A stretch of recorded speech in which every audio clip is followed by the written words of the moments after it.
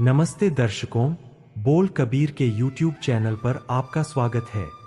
हे भाई, अपने सिर पर मौत को ऐसे समझो जैसे मछली को अचानक मछुआरे का जाल आ पड़ता है, वैसे ही मनुष्यों के सिर पर अचानक मौत आ पड़ती है।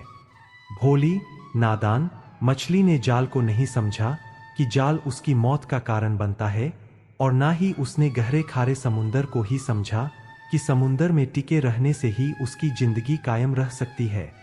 देखने को मछली बड़ी सुंदर और अक्लमंद लगती है, पर उसको जाल पर एतबार नहीं करना चाहिए था। जाल पर एतबार करने के कारण ही वह पकड़ी जाती है और उसके सिर पर से मौत नहीं टलती। जीव यह भूल जाता है कि जिंदगी के अथाह समुंदर प्रभु में लीन रहने से ही आत्मिक जीवन कायम रहता है। आदमी मोहनी माया का एतबार कर बैठता है और आत्मिक मौत सहता है। मौत का सेहम हर वक्त इसके सिर पे सवार रहता है। सारा जगत मौत के डर में बंधा हुआ है। गुरु की शरण आने के बिना मौत का सेहम हरेक के सिर पर अमिट है। जो मनुष्य सदा स्थिर प्रभु के प्यार में रंगे रहते हैं, वह विकार छोड़ के मन की माया की ओर डामाडोल हालत छोड़ के मौत के सेहम से बच जाते हैं। मैं उनसे सदके जाता हूँ जो गुरु की शरण पढ़कर प्रभु के दर पर स्वीकार होते हैं। जैसे बाज और शिकारी के हाथ में पकड़ी हुई जाली पंछियों के वास्ते मौत का संदेशा है, वैसे ही माया का मोह मनुष्यों के लिए आत्मिक मौत का कारण है। जिनकी गुरु ने रक्षा की, वह माया जाल में से बच निकले, बाकी सारे माया के चोगे के साथ मोह की जाली में फंस गए। जिन्हों के पल्ले नाम नहीं, वह चुन चुन के माया जाल में फेंके जाते हैं। उनका कोई भी ऐसा संगी साथी नहीं बनता जो उन्हें इस जाल में से निकाल सके। मौत के सेहम और आत्मिक मौत से बचने के लिए, हे भाई, उस सदा स्थिर रहने वाले परमात्मा को स्मरना चाहिए जिसका तख्त अटल है। जिनका मन स्मरण में लग जाता है, उनके मन में परमात्मा की याद की लगन लग जाती है। गुरु की शरण पर के जिसके मन में और मुंह में परमात्मा के साथ गहरी सांझ टिक जाती है, वह लोग पवित्र समझे जाते हैं। हे मेरे मन, सज्जन प्रभु को मिलने के वास्ते सदा अपने गुरु के आगे अरदास करता रह। गुरु सज्जन प्रभु मिला देता है। अगर सज्जन प्रभु मिल जाए तो आत्मिक आनंद मिल जाता है। यमदूत तो यूं समझो कि जहर खा के मर जाते हैं। भाव, यमदूत नजदीक भी नहीं फटकते। अगर सज्जन प्रभु मिल जाए तो मैं उसके नाम में सदा टिका रह सकता हूँ। उसका नाम सदा के लिए मेरे मन में आ बसता है। गुरु की शरण पड़े बिना जीव वास्ते चारों तरफ माया के मोह का घोर अंधकार रहता है। गुरु के शब्द के बिना समझ नहीं पड़ती कि मैं माया के मोह में फंसा हुआ हूँ। जिस मनुष्य के हृदय में गुरु की शिक्षा के साथ आत्मिक प्रकाश होता है, वह सदा स्थिर प्रभु में अपनी तवज्जो जोड़ के रखता है। उस आत्मिक अवस्था में मौत का डर पहुंचता ही नहीं। हे प्रभु, तू ही मेरा मित्र है। तू ही मेरे दुख दर्द जानने वाला है। तू खुद ही मुझे अपने चरणों में मिलाने में समर्थ है। गुरु के शब्द के द्वारा ही तेरी महिमा की जा सकती है। वैसे तो तेरे गुणों का अंत, तेरे गुणों के इस पार उस पार का छोर नहीं ढूंढा जा सकता। जिस हृदय में गुरु का शब्द टिका हुआ है, बेअंत प्रभु स्वयं टिका हुआ है, वहां परमात्मा का डर पहुंच नहीं सकता। माया के मोह जाल में से निकलना जीवों के बस की बात नहीं है। परमात्मा के हुक्म में सारे जीव पैदा होते हैं। उसके हुक्म में ही कार्य व्यवहार करते हैं। प्रभु के हुक्म में ही सृष्टि मौत के डर के अधीन है। हुक्म अनुसार ही जीव सदा स्थिर प्रभु की याद में टिकते हैं। हे नानक, वही कुछ होता है जो उस परमात्मा को ठीक लगता है। इन जीवों के बस में कुछ भी नहीं।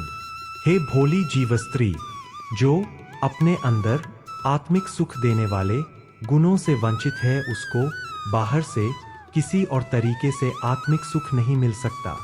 आत्मिक सुख उसको है जो सदा कायम रहने वाले प्रभु में लीन रहती है, जो गुरु के शब्द में जुड़ी हुई है, जो प्रभु के प्यार में मस्त है। पति प्रभु के मिलाप के सुख का वही जीव स्त्री आनंद लेती है। अगर जीव का मन विकारों की छू से जूठा हो चुका है, तो उसके शरीर में भी जूठ ही जूठ है। सारी ज्ञानेंद्रियां विकारों की ओर ही दौड़ती है। उसकी जीभ खाने के चस्कों के साथ जूठी हुई रहती है। झूठे मुंह से झूठ बोलने का ही स्वभाव बन जाता है। ऐसा जीव किसी बाहरी स्वच्छता आदि कर्मा से अंदर की स्वच्छता कभी भी नहीं हो सकता। गुरु के शब्द जल के बिना मन मांजा नहीं जा सकता तथा यह सच्चा स्मरण सदा स्थिर प्रभु से ही मिलता है। यदि पति प्रभु जीवस्त्री के हृदय देश में प्रकट नहीं, उसके हृदय को छोड़ के और हृदय देश का निवासी है, तो पति से बिछुड़ी हुई वह जीवस्त्री सतत निराशा की ओर अग्रसर होती रहती है, अंदर ही अंदर से चिंता से खाई जाती है। जिस प्रकार थोड़े पानी में मछली तरफती है, उसी प्रकार वह भी प्रलाप करती है। आत्मिक सुख तभी मिलता है जब प्रभु पति को जीवस्त्री अच्छी लगे, जब वह खुद उस पर मेहर की नजर करे। हे जीवस्त्री, तू सखियों सहेलियों के साथ मिलके भाव साधु संगत में बैठ के अपने पति प्रभु की महिमा कर। जो जीवस्त्री महिमा करती है, उसके हृदय में प्रभु प्रकट हो जाता है। उसका मन प्रभु के प्रेम में मोहा जाता है। वह प्रभु के प्रेम रंग में रंगी हुई उसका दर्शन करती है। गुरु के शब्द की इनायत से उसका जीवन संवर जाता है। गुणों से वह सुंदर बन जाती है और पति प्रभु उसको प्यार करता है। गुरु से वंचित होने के कारण जो जीवस्त्री अंदर से खोटी है और अवगुणों से भरी हुई है, उसका जीवन व्यर्थ चला जाता है। ना इस लोक में ना ही परलोक में कहीं भी उसको आत्मिक सुख नहीं मिलता। झूठ में विकारों में वह जल जाती है, उसका आत्मिक जीवन जल जाता है। उसके वास्ते जन्म मरण का मुश्किल चक्कर बना रहता है, क्योंकि प्रभु ने उसको भुला दिया होता है। पर वह प्रभुक्ति की खूबसूरत नारी थी, वह किस स्वाद में फंसने के कारण त्याग हो गई। वह क्यों व्यर्थ फजूल बोल बोलती है, जो पति प्रभु के साथ मिलाप के लिए काम नहीं दे सकता। वह जीवस्त्री प्रभु को भुला के माया के स्वाद में फंसने के कारण त्यागी गई है। तभी उसको प्रभु के दर पर प्रभु के महल में टिकने के लिए आसरा नहीं मिलता। माया का मोह उसे भटकनों में डाले रखता है।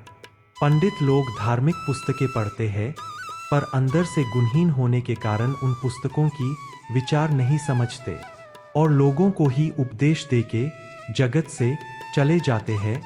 उनका ये सारा उद्यम माया कमाने के लिए व्यापार ही बना रह जाता है। अनेक ही पंडित ज्योतिषी आदि वेदों के मंत्रों को विचारते हैं, अपने आप में मतभेद होने के कारण चर्चा करते हैं और दृढ़ता के कारण वाह वाह कहलवाते हैं, पर सिर्फ इस मतभेद में रह के ही उनका जन्म मरण बना रहता है। कोई भी मनुष्य निरा अच्छा व्याख्यान करके या सुन के आत्मिक आनंद नहीं ले सकता और जन्म मरण के चक्कर में से मुक्ति प्राप्त नहीं कर सकता। अहंकार छोड़ के गुरु के शरण पड़ने की जरूरत है। गुरु की बख्शिश के बगैर माया के मोह से मुक्ति नहीं होती। जो जीवस्त्रियां प्रभुक्ति को प्यारी लगती है, वही सारे गुणों वाली कहलाती है। पर मेरे अंदर ऐसा कोई गुण नहीं है जिसकी इनायत से मैं प्रभु प्रेम को अपने दिल में बसा सकूं। अगर वह हरिपति प्रभु मुझे प्यारा लगने लग जाए, तो मैं भी उसकी सुंदर नारी बन जाऊं। हे नानक, गुरु के शब्द में जुड़ के जिसने प्रभु चानों से खूबसूरत मिलाप हासिल कर लिया है, उसका उससे फिर विछोड़ा नहीं होता। अगर आपको हमारा वीडियो पसंद आया है तो इसे जरूर लाइक करें और हमसे जुड़ने के लिए बोल कबीर के YouTube चैनल को सब्सक्राइब करें। धन्यवाद।